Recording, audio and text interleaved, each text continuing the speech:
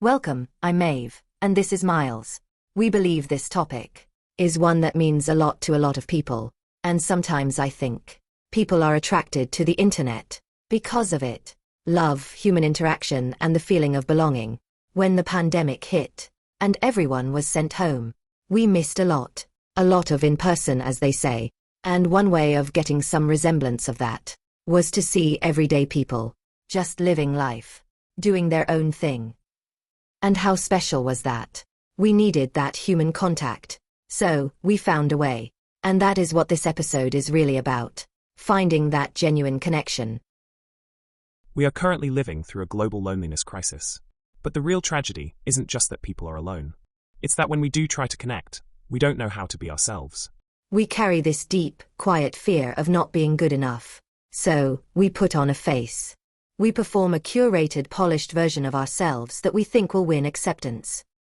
But if you don't actually know who you are at your core, how can you ever expect to find someone who accepts the real you? Mainstream dating apps exploit that exact insecurity. They turn human connection into a high-speed meat market casino, mathematically designed to keep you swiping. But former Google ex-chief business officer Mo Gaudat decided to use advanced artificial intelligence to build an antidote. There is no swiping, and no editing your photos to look perfect. It's an app called Emma. Instead, you pay to undergo a brutal multi-hour psychological interrogation with an AI. It forces you to rip off the mask and answer the terrifying question: who are you really? It's a beautiful, incredibly high-stakes psychological concept. So, naturally, I spent the money and forced Miles to take the test, just to see if a literal swarm of autonomous AI agents could actually decode his psychological architecture. Spoiler alert, it did not go well.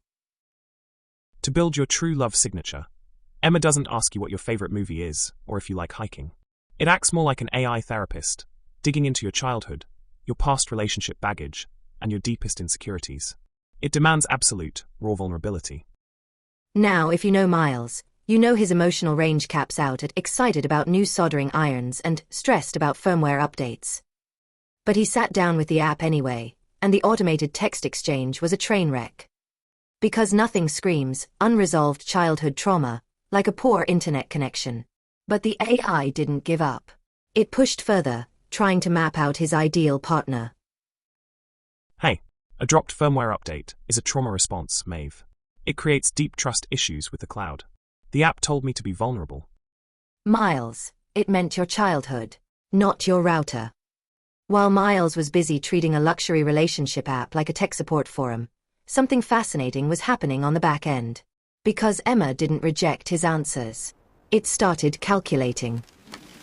See, Emma doesn't just use one simple chatbot to scan a database. It deploys an entire autonomous swarm of AI agents working in concert. While Miles was typing jokes, these algorithms were calculating the underlying psychological subtext of his defiance. The system analyzes over 50 compatibility signals, from your attachment style to your core values. Then, your AI agent goes behind the scenes to literally whisper to other people's AI agents, screening your matches before you even know a person exists. But Mo Gaudat added a very intentional, brilliant safety feature to this network. He engineered Emma to sound distinctly mechanical. I'm sure some of you still think this is an AI girlfriend, but it's not. Because human beings are vulnerable when lonely. If an emotional AI sounds too warm, too human, or too comforting, our brains are hardwired to fall in love. He used the AI as the gatekeeper and the guide, but it is never the destination. It is built to force you toward real, flesh-and-blood human connection, constantly reminding you of its own digital boundaries. So, Gaudat drew a hard line in the code. The AI screens out the fake personas, acts as a digital barrier against emotional dependency, and forces you to confront who you actually are. It's a brutal, brilliant design. So, did this multi-layered hyper-intelligent swarm actually manage to crack the code on Miles? Before the swarm gives you your match, Emma shifts into its final phase, the AI wingwoman. It doesn't just hand you a phone number and wish you luck.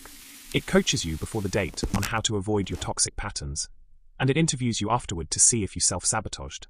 It's an interactive guardrail for your love life. So, after 3 hours of rigorous data crunching, psychological profiling, and back-end agent negotiation, the algorithm finally reached a definitive conclusion on Miles's ultimate, mathematically perfect soulmate signature. The final notification dropped. Emma found that Miles' perfect match is an autonomous lawnmower. Honestly, a match made in silicon heaven. It won't care about his childhood trauma, it loves automation, and it runs entirely on firmware updates. Look, laugh all you want, but the algorithm is flawless. If I do end up buying that autonomous lawnmower from last week, I need to know our psychological architecture is aligned up front. It's called smart consumer research, Maeve. Case in point. If you want a hyper-intelligent swarm of AI agents to interrogate your soul, Emma might actually be the antidote. At least it forces you to drop the mask. As for Miles, he's currently trying to figure out if he did buy his dream lawnmower, if it would go on a double date with our neighbor's smart sprinkler. I'm just cross-referencing their API protocols. If they can't share data, the relationship is fundamentally doomed. Maybe it can be friends with that mini drone I want that will bring us coffee. Hit that subscribe button, drop a comment with your own worst dating app horror story, join the survival guide, and we'll see you next time on the Macro Cut.